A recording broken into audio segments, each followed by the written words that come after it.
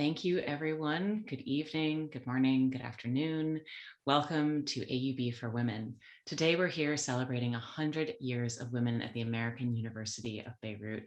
We have a remarkable lineup of speakers today, including our keynote speaker, Her Majesty Queen Noor of Jordan, followed by workshops with three of our accomplished AUB alumnae, Mira Kadura, Nadine Mezher, and Micheline Nader.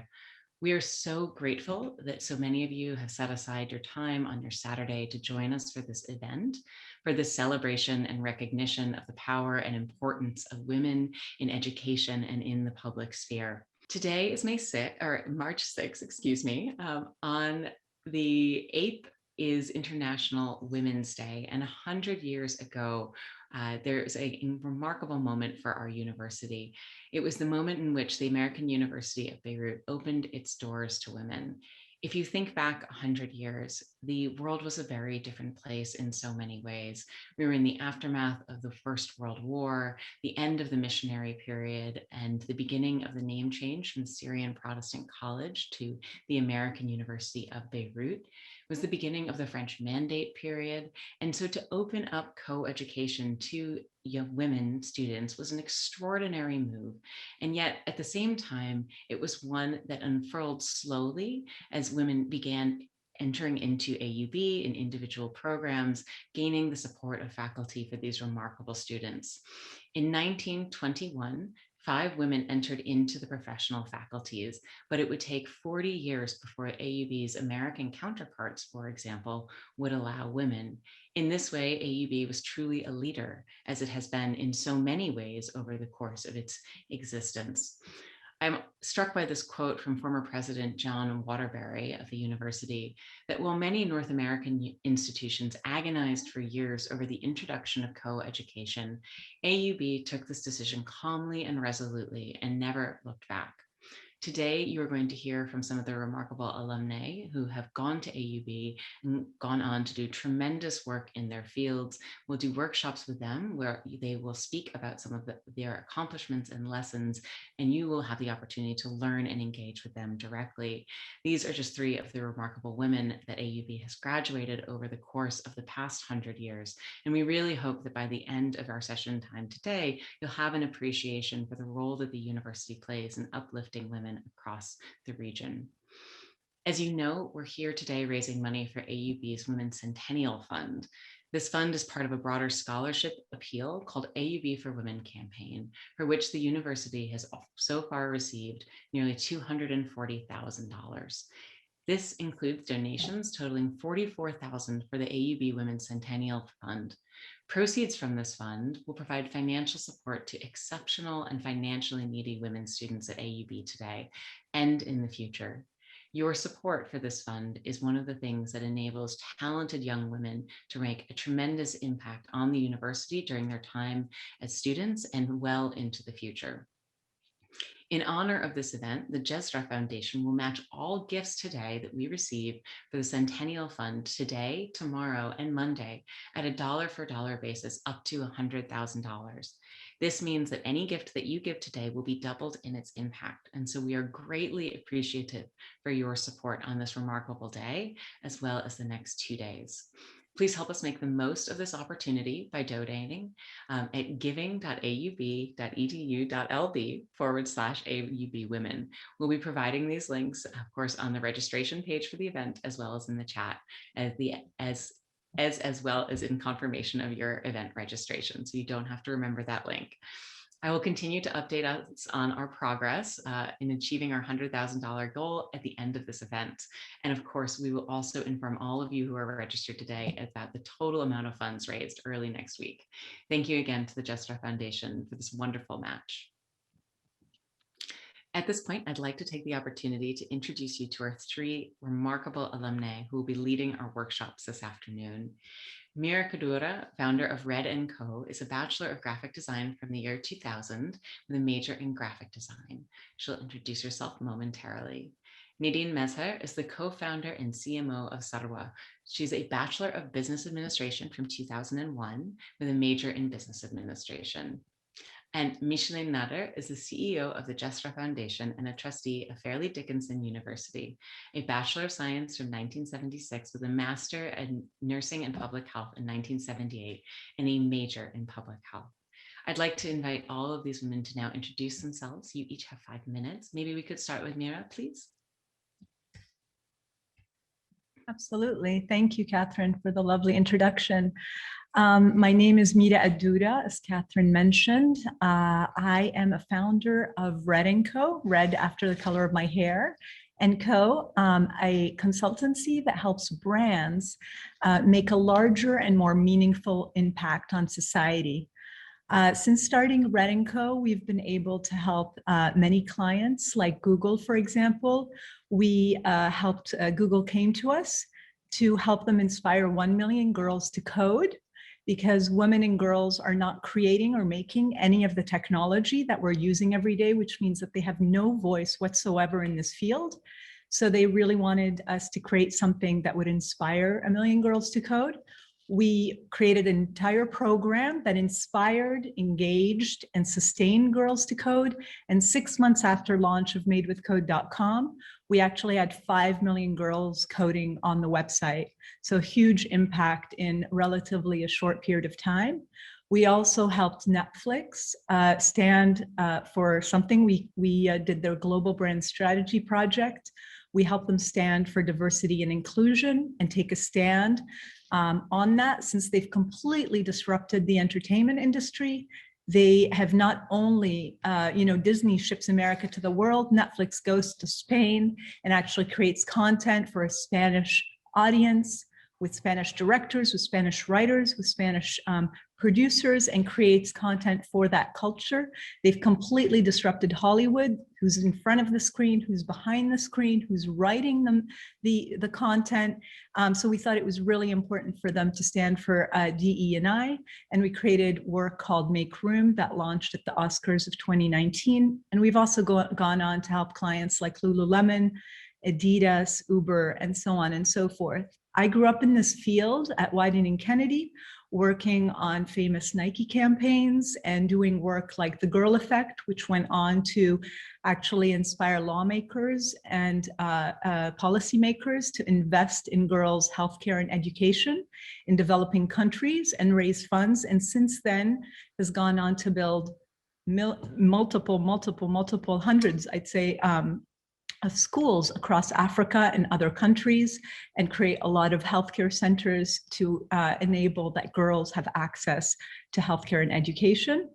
I've received many awards over the years, but I think one of the most recent ones was getting Adweek's Creative 100 honor, which listed me next to LeBron James and Billie Eilish, and that was quite lovely to see. I've recently done a TED Talk that received a standing ovation and inspired women to change the world by asking, "Why not me?"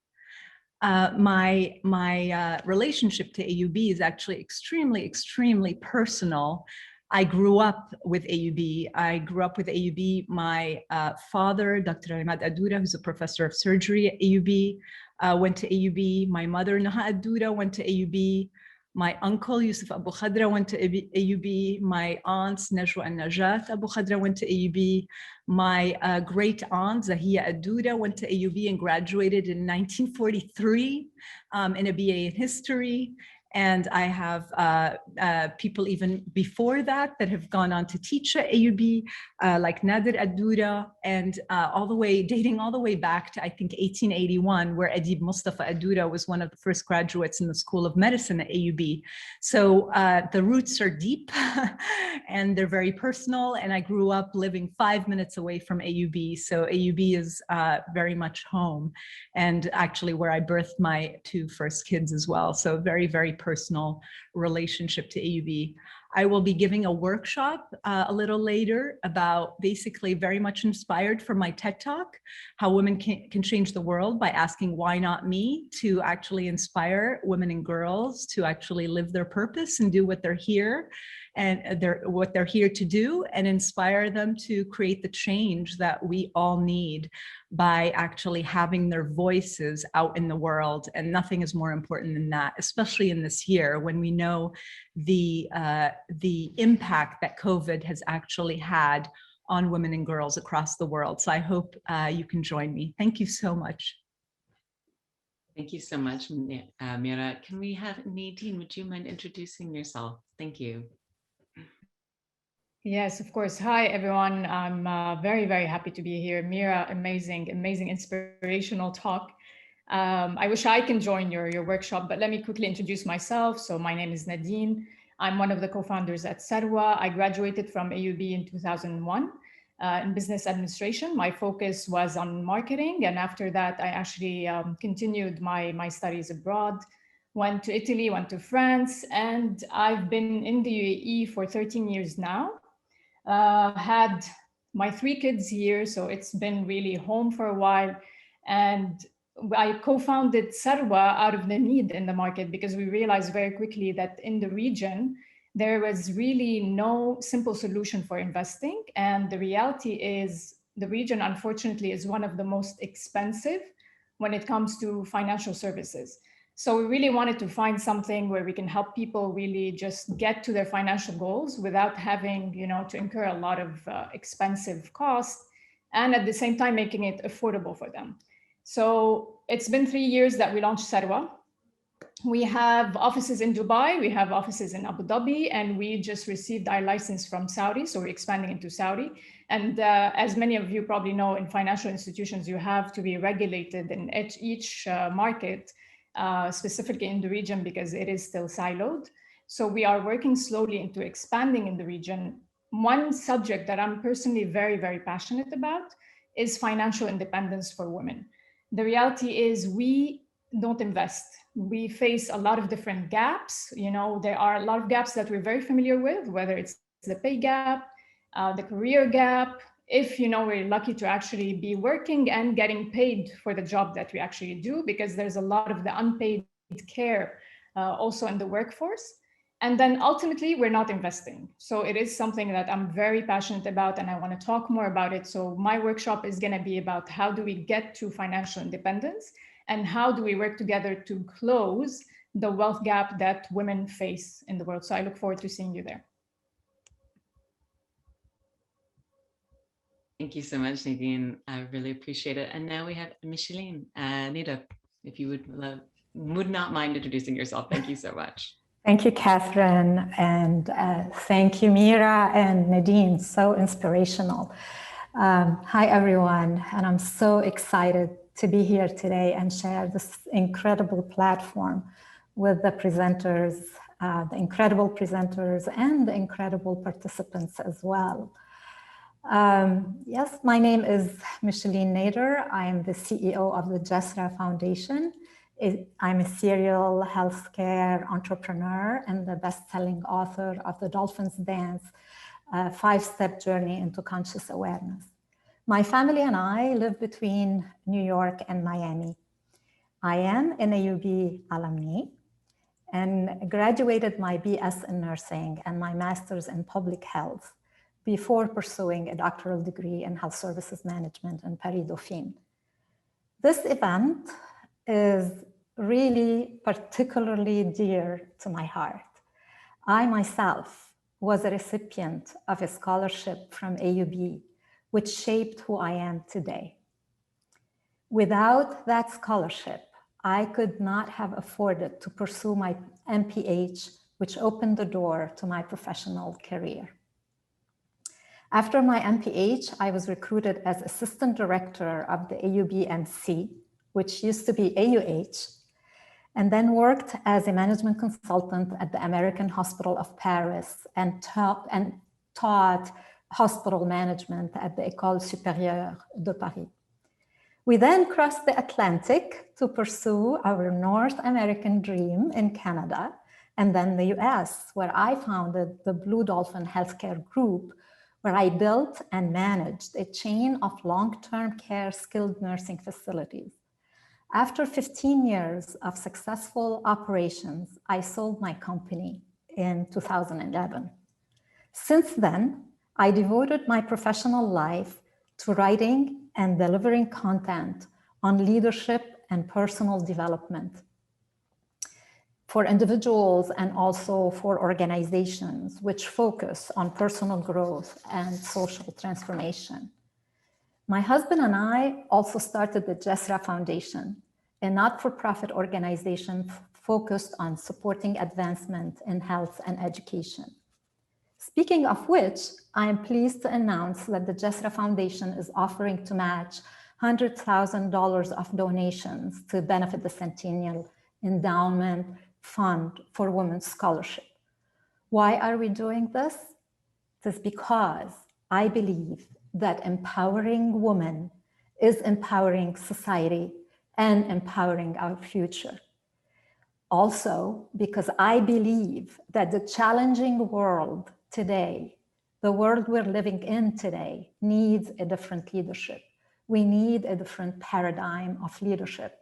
And I do believe that inspirational, compelling, and compassionate women, leaders around the world, are willing and ready to meet this challenge.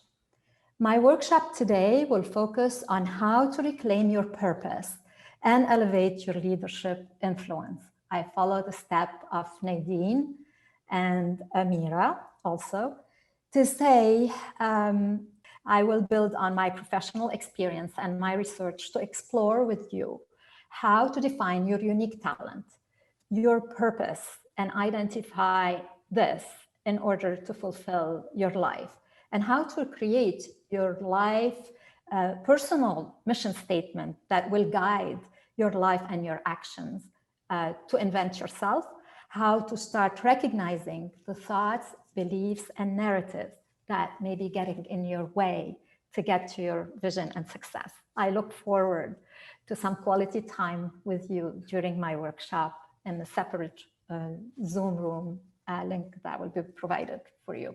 Thank you. Thank you to Mira, to Nadine, to Micheline. These are, as you can tell, remarkable women with incredible things to offer today. And I do not envy anyone the choice and challenge of choosing among these three workshops. I wish that we could attend all of them simultaneously. But certainly, I think the takeaway here is there is no bad choice. You will learn something out of each one of these. And I think this speaks so much to the remarkable women that AUB has spent the past century educating, supporting, and uplifting. So I am tremendously excited to get to our keynote speaker, but before I do, I want to thank everyone who is here on the call. Over the course of the time since I've last updated you about our fundraising totals, the AUB4Women campaign has raised an additional $135,000.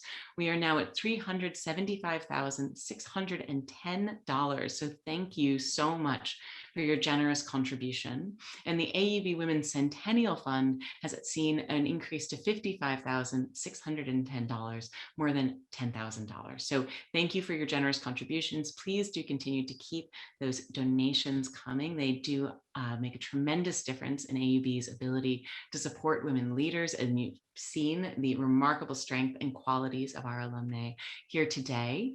So we do appreciate it, and those links should be in the chat and in your email, and we are happy to make them available to you in any format that we can, carrier pigeon also if needed. We are so grateful for your tremendous support. So I now have the profound honor of introducing our keynote speaker, Her Majesty Queen Noor.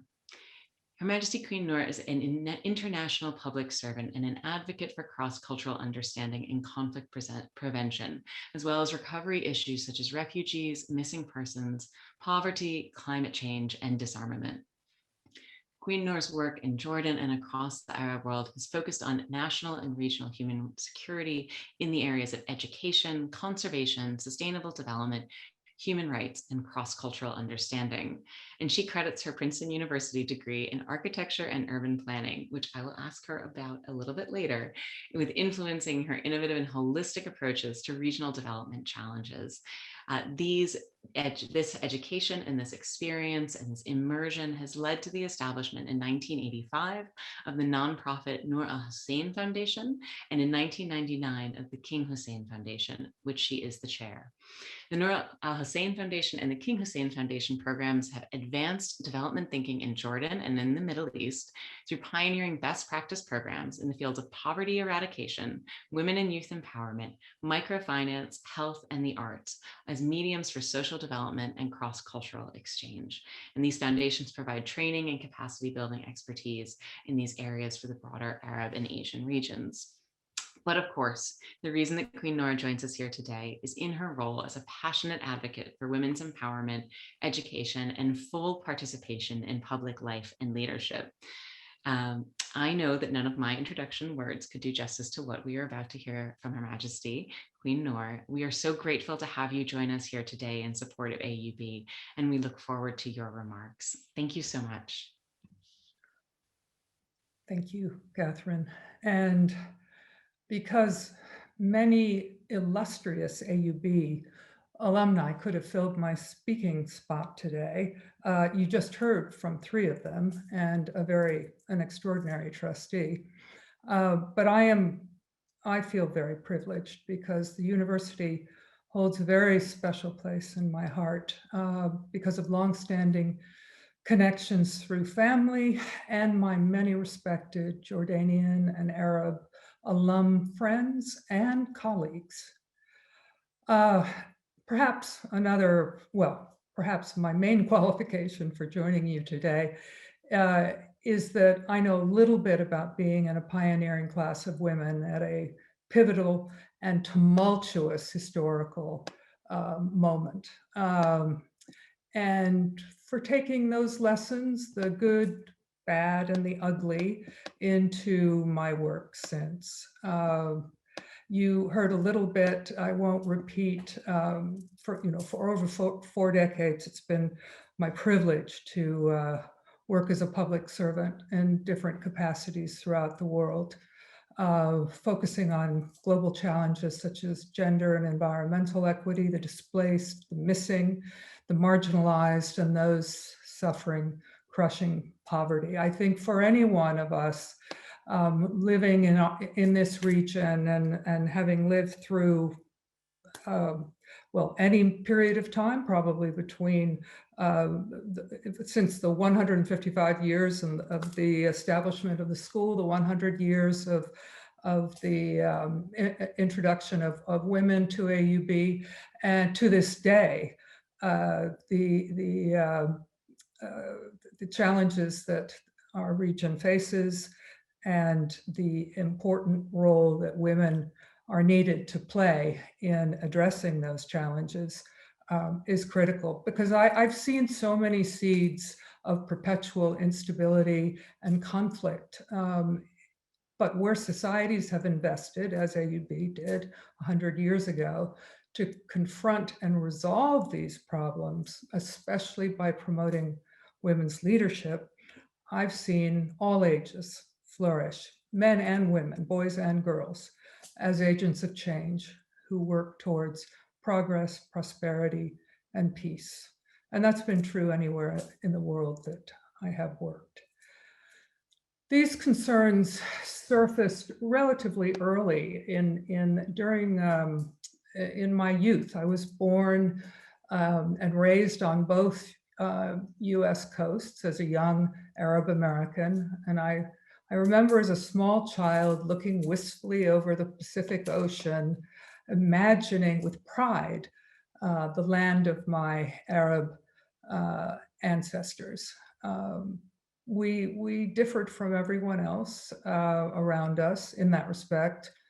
And I was conscious of the prejudice faced by our and other minorities.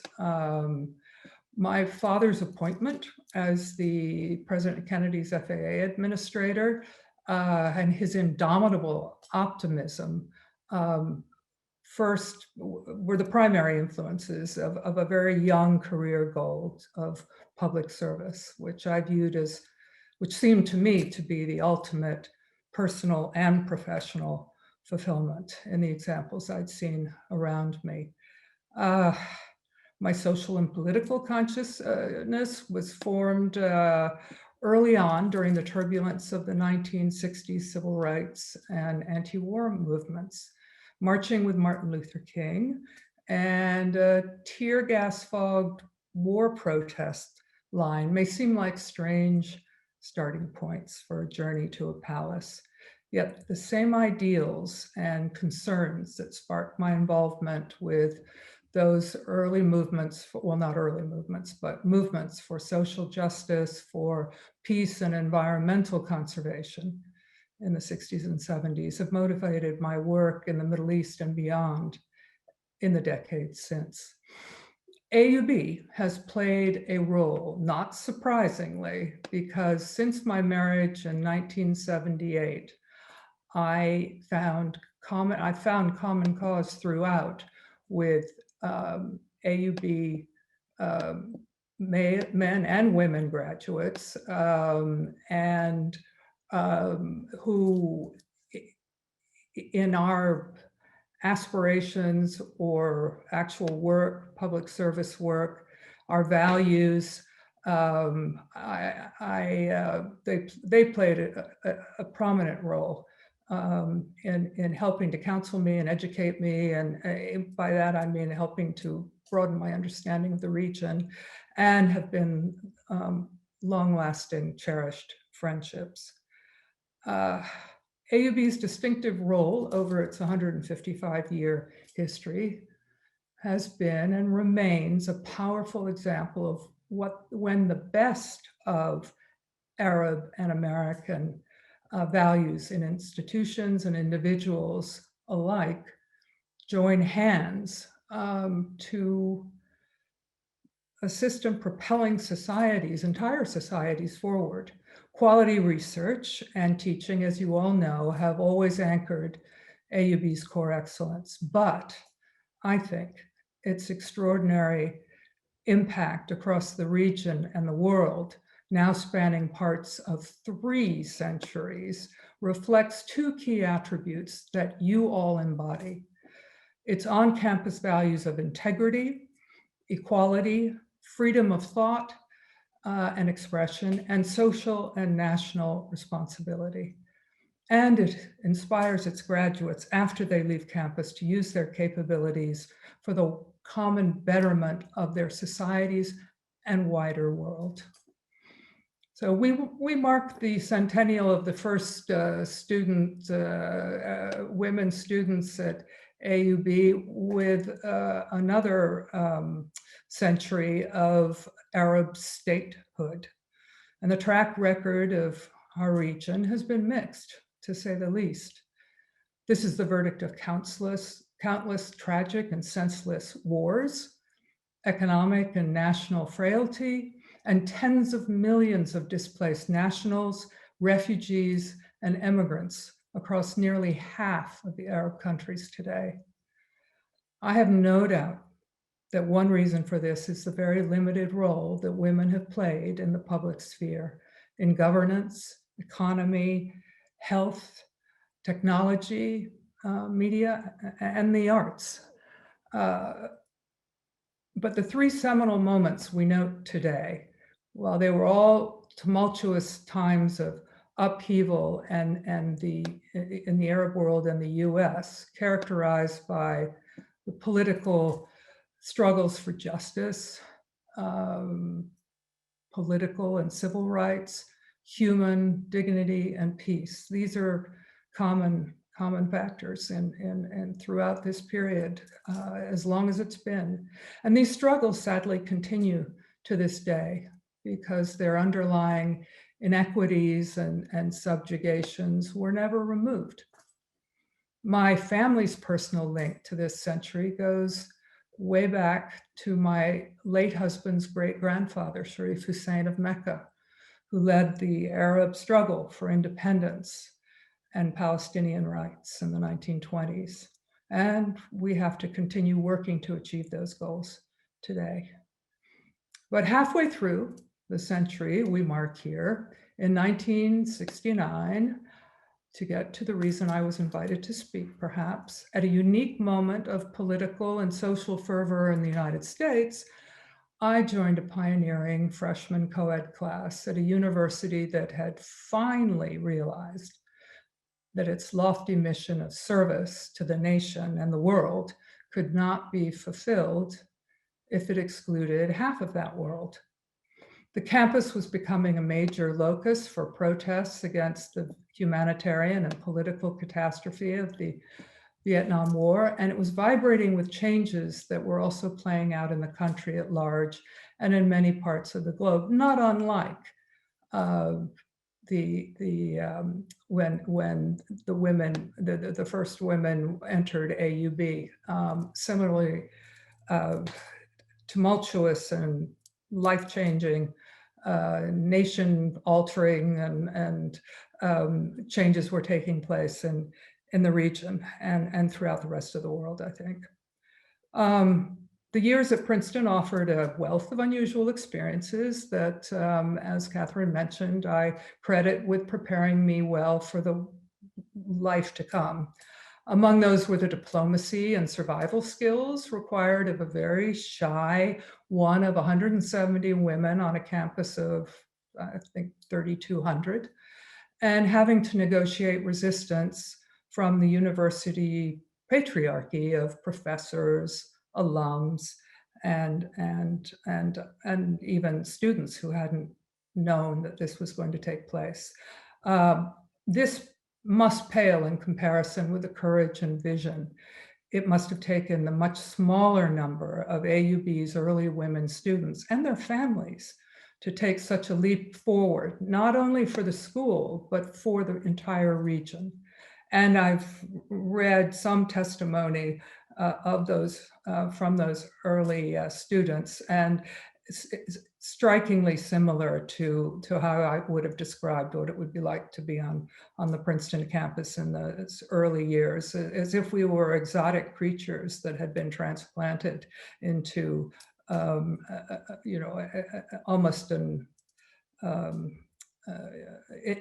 a shocking situation for everyone else on the campuses. But I do credit my major in architecture and urban planning as having been an exceptional preparation for my life and work beyond school. It offered what I found a captivating multidisciplinary approach to understanding and resolving some of the most basic needs of individuals and communities. Now, I knew I had no artistic talent. I could never remotely have approached as a Hadid, but the aspiring public servant in me identified more with improving conditions in urban communities, just as the groundbreaking Beirut Urban Lab launched at AUB in 2018 does so very impressively. I am a great fan. After graduation, this training enabled me to work in different countries and cultures around the world as I found my way back to the Arab world, where I hope to contribute to improving people's lives and prospects through their living environments. And I knew that I had much to learn when setting my priorities as Jordan's queen beyond the traditional ceremonial limits. From my previous planning work in the region, I knew to avoid making the mistakes of so many who sought, and many still do, to impose Western traditions onto other cultures. Instead, I welcome the diverse ideas and perspectives of many of the graduates I spoke of earlier to build on our citizens' talents while respecting their authentic traditions, cultural strengths, and values. But I also had a genuine inspiration in my husband, who had assumed the throne in 1953, a year after AUB's first co-ed freshman class. He had achieved remarkable progress in modernizing a conservative pre-industrial state to a modern post-industrial one in under 2 generations. And a core of his state building approach was to tap the talent and energy of every citizen by promoting universal education, women's empowerment, and participatory and pluralistic governance. Following his death in 1999, and Catherine's described it for you, we established the King Hussein Foundation to give enduring life to his humanitarian vision and legacy. And there are many parallels, even though we don't work at the university level. Well, we do it in a very limited capacity, but there are many parallels in these programs with what have been AUB approaches over so many decades in terms of trying to provide equitable access to opportunities for women, youth, and marginalized groups. And our training and capacity building initiatives have been to try to extend our best practices and what we have to offer to other states in the region who may have other resources and where we can find some kind of synergy that will advance prospects for women in particular and young people. So in the years after my marriage, I influenced, no doubt, by my planning work, I approached my development efforts by trying to eliminate the traditional, mostly male-dominated territorial and very territorial silos characteristic of the public sector and many charity NGOs. And of course, in that process, I quickly learned of the pivotal importance of one of Jordan's really least utilized resource, which was, of course, it's women.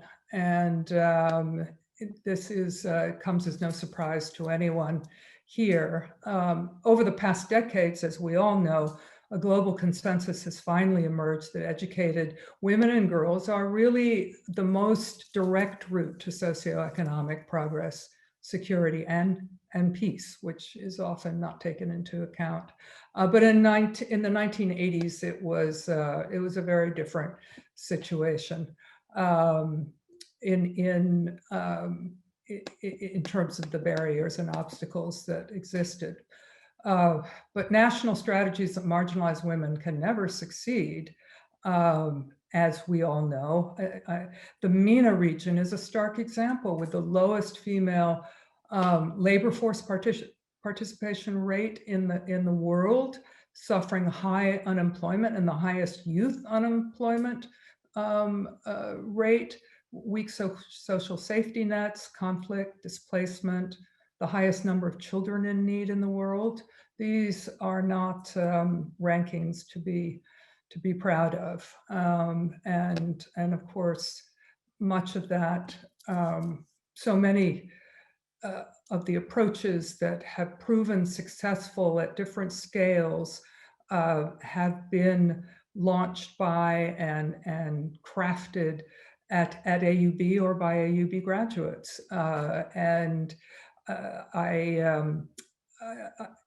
I would hope that the development efforts that are occurring in the course of this meeting, but also many others, perhaps in the course of this centennial year, will be very successful at helping to accelerate the filling of those gaps. I think I don't want to speak too much, but I know you know AUB. AUB is so familiar to you all, but it's I guess one of the ways in which it has led over time, which is also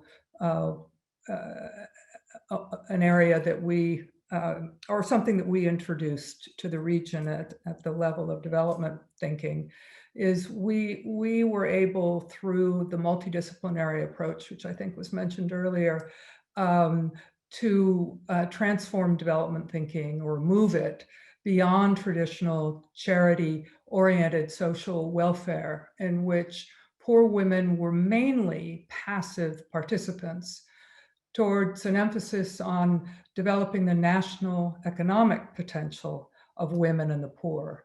And for me, and as AUB has demonstrated over so long, the most important, I think, aspect of that is empowered women raise daughters and sons with access to broader horizons of gender, social, political, and economic possibility.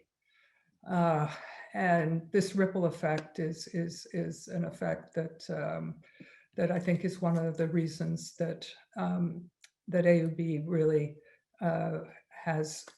It is what AUB has contributed in such to such an extent in our region. Another area that I think is not given enough attention is I've worked with a great many courageous women fighting to rebuild their countries after conflict in Palestine and Israel, Colombia, Central Asia, Africa, and the Balkans. And the leadership that women provide, more humane, inclusive, visionary, often more trustworthy and less prone to corruption, matches particularly with our new network-based world. Cooperation over competition, team building, leadership by encouragement and consensus, multitasking, and above all, empathy. To stop war and nurture peace, women can cut across ethnic, religious, and tribal barriers to achieve the security and stability their communities deserve. And I have seen this over and over. In 2000, there was even a UN Security Council resolution that confirmed the vital need for women's participation in all areas of peace and security, conflict prevention and resolution. And later in another resolution added in the fields of radicalization and terrorism, confirming that peace is inseparable from equality between men and women. Again, I don't think that would surprise anyone here, but it is not a, it is something that I think warrants more attention and more emphasis. Because women are not simply a category of a problem to be addressed or ignored. They are key to the solution. The spurt of reforms across the Arab region since the 1990s, inconsistent as it has been, was widely influenced by women, and in some countries by AUB graduates. Lebanon, Jordan, Palestine, definitely. Women, especially young women, play pivotal roles in the continuing peaceful protests across our region and beyond, actually. And that process must continue. It must deepen and accelerate in the years ahead, because nearly half the Arab countries are threatened by poverty, inequality, military strife, and deteriorating public services, as so many of you are sadly aware. I'm not surprised that AUB's response has been to accelerate financial aid to students and to expand scholarship opportunities for women, especially for the brightest students from low-income or marginalized communities and from countries in Asia and Africa. It's actually an approach that we also, that was part of the core mission of our educational initiative in Jordan under the King Hussein Foundation. Because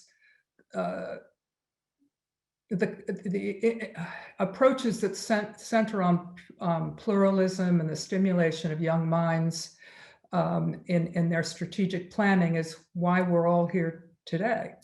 And as we acknowledged AUB's pioneering and egalitarian spirit of the past century, we also celebrate its determination to forge ahead on the chosen path that has never been smooth or easy. But it has generated more cultural and intellectual vitality than any other Arab and an American joint venture in the modern age. Those were critical for the birth of the modern Arab states, and they're even more important today in reforming those same wounded societies. So the participation of women in public life, the private sector, and other dimensions of society will be a critical force in repairing the damage we see before us every day that's been intensified only, again, as I think has been referenced, by the pandemic and by its impacts, not only in our region, but around the world. Women have been demonstrating for decades and more that they are ready, able, and anxious to play their role and to exercise their rights as citizens and as human beings. The more this is recognized and acted upon, the faster and more equitable and sustainable will be our route to the stability and security and peace and productivity of our states, and to citizenship, which is fully engaged in the most constructive and dynamic way in charting a path forward. And thank you, AUB, for all that you have done to accelerate these processes, and that you will do in the future. And alhamdulillah, you're supported by so many wonderful alumni and alumni of all sorts. That is a testament to the impact that you've had on so many. Thank you so much, Your Majesty, for being with us today and for your remarks. I have to confess, I was scribbling furiously, crossing out my questions and writing new ones as you were speaking. So, and then as that was happening, of course, we had these remarkable questions from the audience. So I am going to do my very best with the time that we have. There's so much, and I really hope that our audiences have noted the substance with which we were able to hear today from Queen Noor. That was, at least for me, a tremendous inspiration. We have about 20 minutes for questions, and I do want to note, of course, from the audience, if you have questions, please do add them in the chat. We probably won't be able to get to all of them, but I will do my best. I will start with a question that I had prepared, which is, I was interested as a champion as of women's education, as you've just heard, what is a success that you have seen over the past century? I think it's quite easy to focus on some of the harder challenges. I'm interested in what's a success you've seen over the past century, and perhaps what would be the one area of that you would prioritize for the next. And I am asking for the century sort of long range thinking, because we do know that there are no necessarily easy wins. Well, I think, and I'm not saying this because of this particular event, but I don't think there could be any question about the progress that's been made in women's education, having been one of the successes just in expanding access to what should be a fundamental right for women and for girls everywhere, but that is also so important in all the ways that don't need to be repeated in the impacts that has on society and nations, and actually more peaceful relations between nations, in my belief. So the primary, secondary and tertiary education has really seen enormous progress, and it's a springboard to women's professional and personal development, even though social traditions still constrain women's employment in too many societies, too many of our societies. Priority for, there's so many. By the way, that's not the only success, but that's the one that I think merits the mention here. Priority for the coming decades, for the future. Again, there's so many that that could be mentioned. Certainly creation of sufficient jobs that generate both family income, but also national income.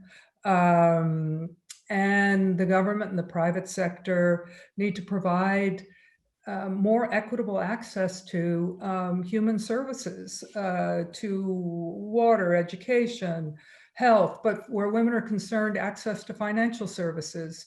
And I'm sure your speakers are going to be mentioning more areas because they're very eloquent and very knowledgeable about this. But that's how I would, that's inadequate because there's so many, so many issues that could be raised. Absolutely, thank you.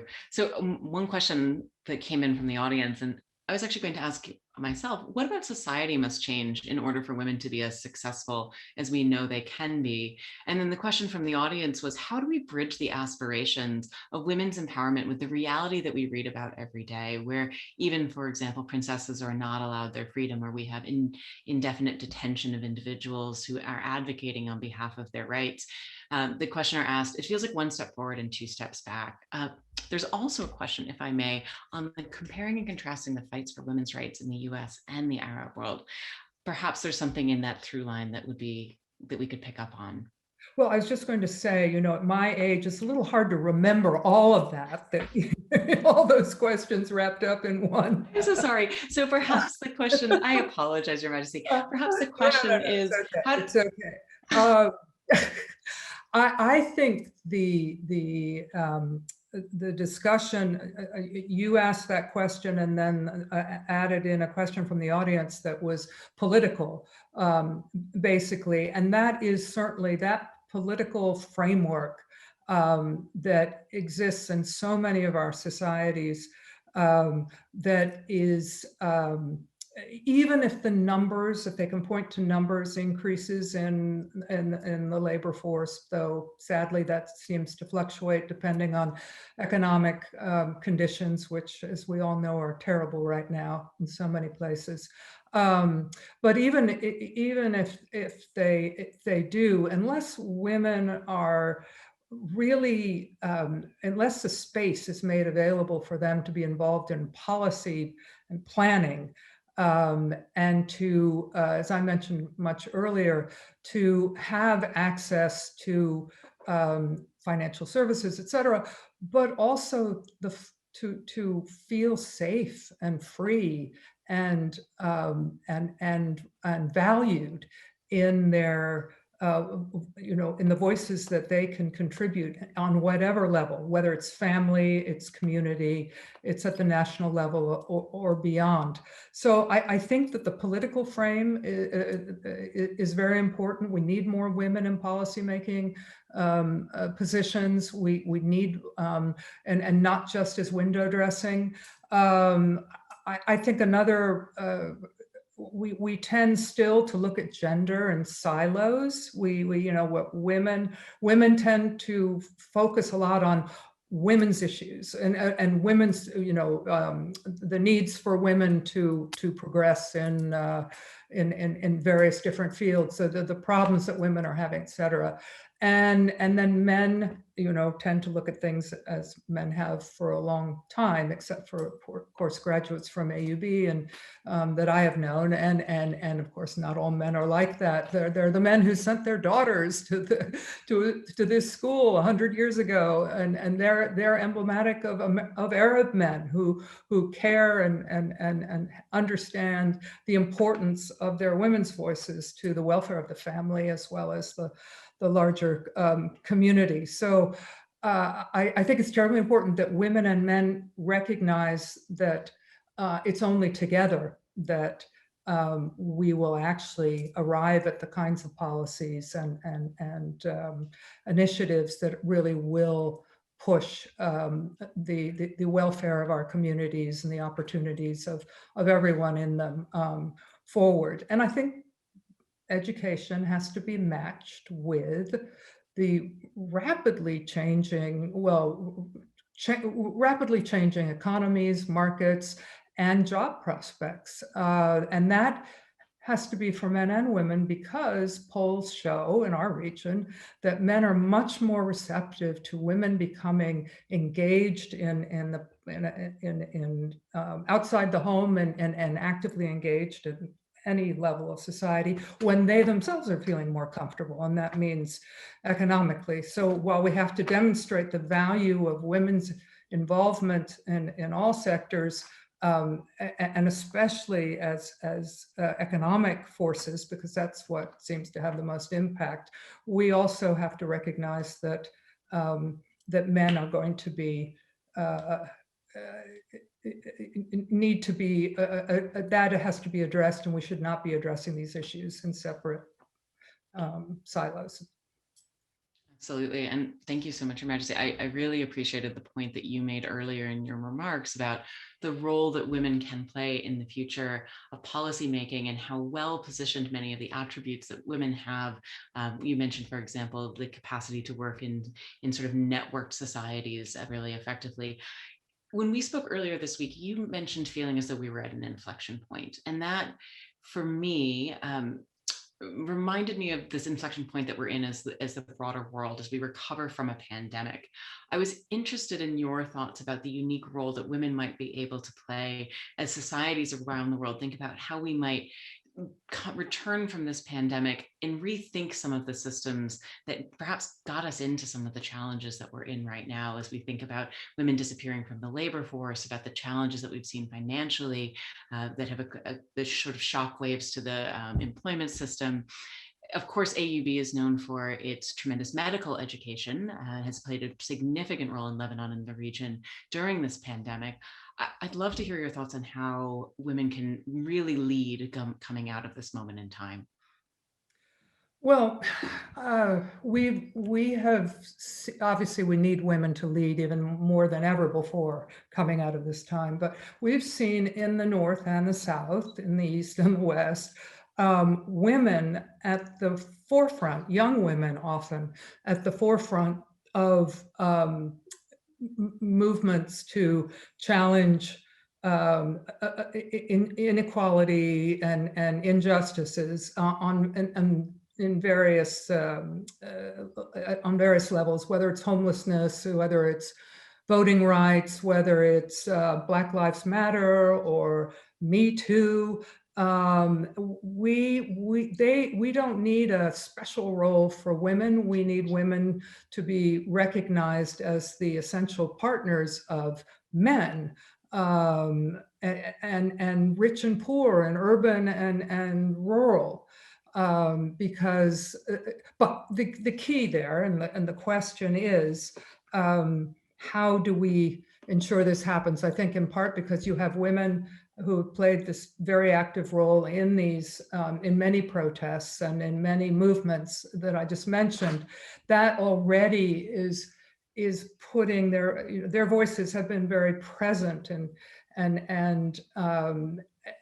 that has, I think, been a very good thing. What I do feel we all have to be is patient as well, because I think a generational shift is going to be required for us all to see the progress that we really want, that we are all yearning for. It isn't going to come overnight, but I think that the MENA region it has the worst growth projections for 2021 of any other region in the world. And I mentioned, the unemployment rates and the children in need, and it has the most glaring inequality of any region between different parts of it. These are all issues that women can contribute to in ways that because solutions haven't been found, and women can bring the voices to the table that actually, I think, can enhance the kinds of discussions that are going to go forward from here. I think it's been recognized that women are needed, even in the most conservative environments. I think there is a recognition, whether in our region or elsewhere, that there is a recognition that women's voices and contributions have to be made in order to address the problems that have been highlighted by the pandemic, not the health problems, but the economic and the impacts on women, which have been disproportionately felt, not only in terms of job losses but losing the voices and the contributions of those who had made progress in our region as well as beyond. So much progress the last decades. This progress is in danger of being lost, and yet there's a greater awareness now, I think, than there has been. At least that's my hopeful faith, that we make 2 steps forward and only 1 step back. It's slow, baby steps, much too slow for so many in our region, for example, but nonetheless, I do have faith, and I think everyone that I heard speaking earlier has that faith as well, and they're demonstrating so much of what I was talking about and more, and that's where my hope lies. So I have a question that from one of our workshop participants, Mira Adura, which is regarding the Mona of the Hawi, which I don't know if you're familiar with her. She's an Egyptian writer and activist, speaks about how we need to dismantle the patriarchal system that dominates the world in order for real progress to happen. And the question for Mira is, you've navigated this whole system your whole life to great success. And do you have advice for women who are looking to navigate a system that wasn't built or designed for them, particularly at a leadership level in public service, which we know is a passion of yours and a commitment and core value of AUB? Well, I come back to patience. I think, and I'm seeing some responses from Mira, but it's for me. I have focused over, from the beginning of my marriage, while my husband was extremely enlightened and visionary and forward thinking about issues in the country and the role of women among many other important issues. The people around him were represented, were more conservative and representative of many in the country, and so there were issues even then that had to be negotiated, some of which are still issues that need to be negotiated, again with patience. And if you can't make progress, I think the last, confronting a problem or a person head on that is resistant and entrenched in that resistance, then you have to find other ways of looking to see where you can make progress. And so it requires, I think, a lot of creativity and imagination, wonderful people that you can brainstorm with and work with. I mentioned some of the AUB graduates, men and women, that had played that role with me, not only to teach me things and educate me, but there were people I relied upon to be honest and critical, constructively critical as well. I think that you will always find others who understand what you're going through if you're having a difficult time. And if you're part of this amazing AUB network, and my guess is, even if you're not, having been a graduate, but just participating in this event or any other one, you have brothers and sisters and brothers out there that you can reach out to if you need someone to talk to, and some brilliant ideas. You. I'm noting this quote from an advisor to women students, Elsa Kerr, who advised the students from 1945 to 1959, speaking about AUB's daring venture would produce a generation of role models who profoundly influence their communities and societies, which seems to speak to exactly what you were just sharing. So we probably have time for 2 more questions, and I wanted to give you the opportunity to speak a little bit about your passion of urban planning. I so enjoyed when you spoke about this earlier. As you referenced, AUB has the Beirut Urban Lab, and you, of course, did your thesis on urban planning and I don't want to say redevelopment, there's an aspect of gentrification of that, but reinvigoration of underserved communities in New York as part of your time at Princeton. I'm interested, your audience may not know, but by 2050, more than 2/3 of the world's population will live in cities, and that trend is especially pronounced across the Arab world. What role do you think that women can play, and what role can AUB play in really thinking about how this trend can best serve our societies as we go forward?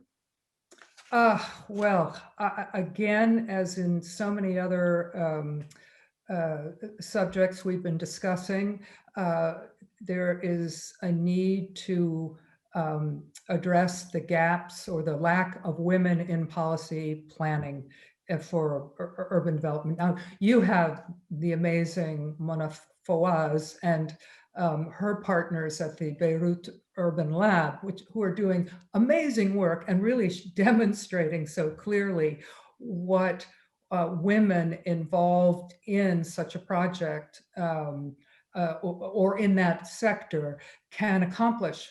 Their comprehensive look at the needs of individuals and different communities in Beirut, whether it was after during the period of the I think it was the Israeli invasion, and then after the port explosion, and continuously, I'm sure, since, and certainly going forward. It's so well established now, and its work isn't just focused on Beirut and Lebanon focused needs, but they're also helping to train refugees and those who've been displaced by conflict in the region, to help them gain the skills and capabilities to return to their communities and help in the rebuilding process and really transforming. This is something that I was very concerned about in Jordan, because we have so many refugees. You have a greater percentage in Beirut, in Lebanon, than we do in Jordan. But nonetheless, from the Syrian war, we have a very large number. And for a long time, because of local communities resisting income generating jobs and a focus investment into providing working opportunities for the refugees, because our own local communities were struggling. One of my worries was that you have all these young people that are spending years and years without developing the kinds of skills that could make any kind of future possible for them. And there's the Beirut Urban Lab who's doing it. And I wish that could be transplanted into other parts of the region. So let me just use it as an illustration of what I think. It doesn't address all of your question, but it does speak to, and anyone who wants, there are several interviews with Mona Fawaz and others that you can access if you're interested in this subject, and you will see how not only eloquent and intelligent and really brilliant they are, but also the extent of their work. Thank you. So one more question, but before I do, I wanted to take the opportunity. What I've heard today from you has been everything from, of course, it is about education and what an educated society can do, not just in their own moment and own capacity, but how an educated women in a society that educates and elevates women then begets greater education and uplift of women through their families, through their communities, through the families that they raise. The importance of economic opportunity. You mentioned this statistic, which I don't know is limited only to the region, really, that there's more space for women when men feel as though the opportunities exist for them. That's everywhere. Yes, exactly. I think we're seeing that right now. I loved what you said, that women are not a category to be managed. This idea that all work that needs to be done in public service and in public policy and planning needs to be interdisciplinary and intersectional, to recognize that women don't just work on women's issues, but are in fact critical contributors to all issues. And of course, the importance of bringing men along as allies and advocates in order to create this space, that we're raising feminist men and educating feminist men to be part of the conversation. I have a final question, which is from the audience, which is, what are your next plans? What is your focus for the future? What can we expect out of you, given all of the tremendous accomplishments we've seen thus far? Where does your next passion lie? Well, these are ongoing. The King Hussein Foundation will continue to serve Jordan and beyond as long as it's able. My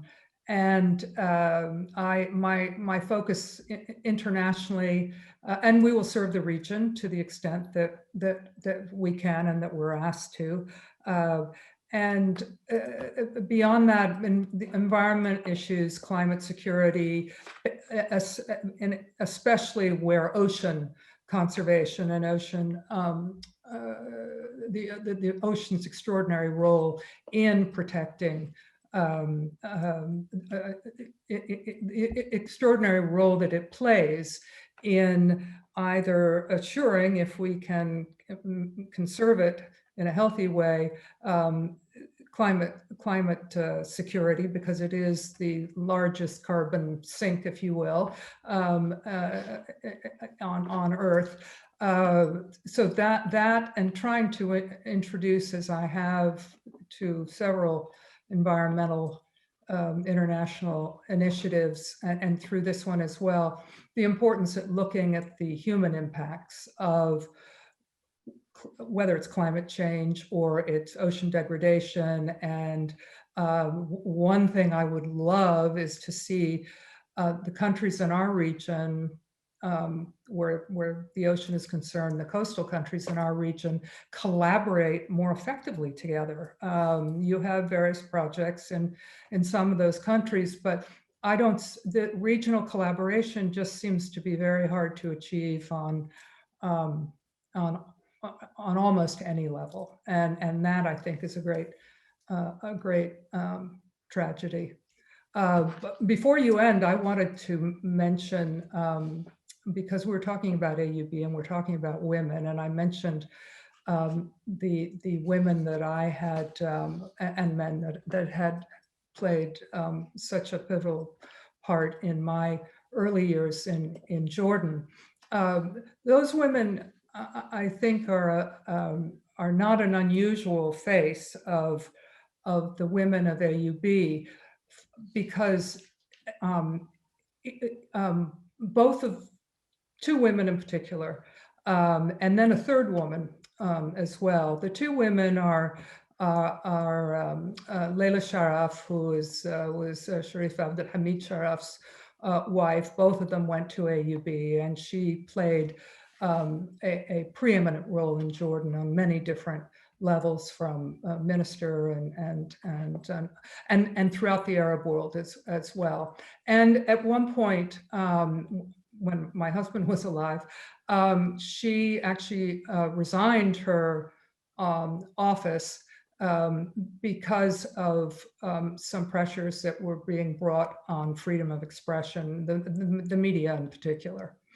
Rima Khalaf Hunaidi, who also has had a very distinguished career, was the founder of the 2000 to 2005 Arab Human Development Reports, which were an extraordinary contribution, the first time ever, this was under UNDP, that Arab statesmen and scholars and even youth and intellectuals had actually assessed the region for an international organization like that.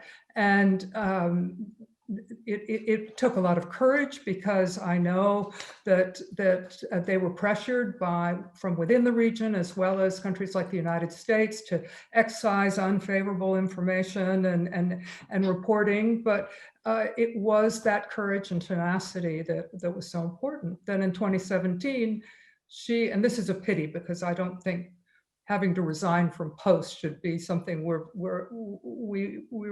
are happy about. But she resigned after she was pressured at the UN and ESCWA to withdraw an ESCWA report that was on Israeli human rights violations. And these are two women who stood up on principle. There were no men that I can point to who have ever done the same kind of thing. I'm sure that's not true in our region, but certainly in those contexts. And Hanan Ashrawi, who was the most articulate and tenacious and important communicator between the Palestinian entities, if you will, and the region, and the Western world. So these three women are just an example of the kind of courage, integrity, and self-confidence that comes from having been well-educated and standing on principle for your values, because you know that's your contribution to the rest of the world. Thank you so much, Your Majesty, for taking this time with us. And thank you for answering our questions, my questions, the audience's questions. There's so much appreciation in the chat. I wanted to take the opportunity to bring in the president of AUB at the moment, Dr. Fazl Houri, who is the 16th and current president of the American University of Beirut, as well as the editor-in-chief of the medical journal Cancer. Dr. Houri was born in Boston, Massachusetts, and raised in Beirut, and attended AUB in 1981 and 1982. Thank you, Dr. Houri, for joining us in this conversation. Very much, Catherine. Your Majesty, thank you very much. As you mentioned, you have a long, long connection to the university in many ways, including through your father, the late Najib Halabi, who was chair of the board in the early 1980s. And also thank you very much for this very insightful and inspiring and very wide-ranging conversation. You clearly do your homework, and you put us all to shame. So thank you. I want to point out that while this is a very progressive era for AUB, I mean, we have our first ever woman vice president for administration. So she decides who's hired and fired to a large degree. We also have more women deans than ever before, including our first ever woman dean of the Faculty of Arts and Sciences. That's the very first faculty, the preeminent Abbasid and Byzantine historian Nadia al-Sheikh. And our success rate for women who apply for tenure is actually slightly better than men after 3 years, which is fairly unusual for high quality universities. The university had developed a way to understand that perhaps women who are prioritizing both their career and their family can figure it out and not be told by a patriarchal system how to do that. So it is an era with half the students being women, with a lot of progress at AUB4Women that really started to accelerate under John Waterbury that we can feel good about. There's not a lot to feel good about in Lebanon these days. The pandemic, I want to note that the countries that have most effectively managed the pandemic have disproportionately had women leaders, whether Jacinda Ardern or Angela Merkel. Unfortunately, we still live in a world where women are the first to get laid off, and there's still widespread, horrifying abuse that's rampant, that's unaddressed in most of the world, in the workplace and the home.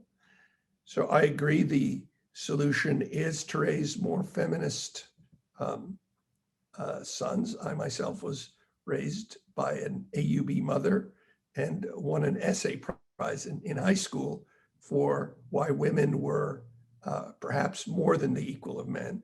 It didn't make me very popular with our American football team, but nonetheless, there it is. I do think that the points that you brought up are extraordinarily important for us to think about and not jump to fix reflexively. They really require some reflection. Are we creating the opportunities for women, not just at AUB and beyond, women leaders to make their own choices rather than having this framework that was created for men in the academy, in business, and in political leadership? I think that requires a lot of thought. But you've left us with tremendous things to think about. I was typing on my notes section.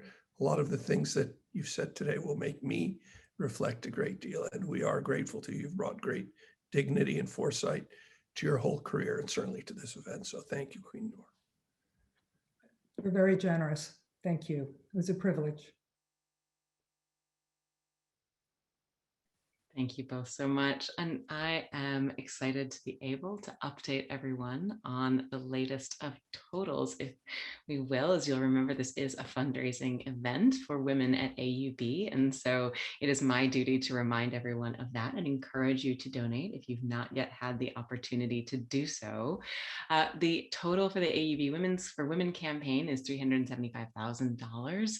And the AUB Women's Centennial Fund is now at $59,934,000, which will be matched by the Jesra Foundation.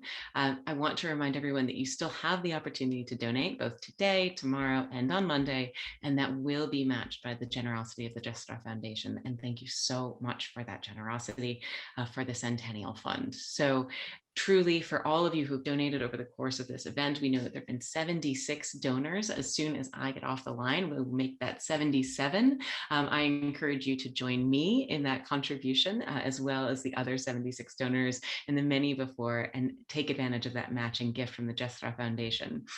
At this point, I want to thank Her Majesty Queen Noor for joining us again, truly for your remarkable remarks, your inspiring, substantive thoughts, and some very difficult issues. And truly the substance and the gravity which you brought to them, I think will stick with many of us for a long time to come.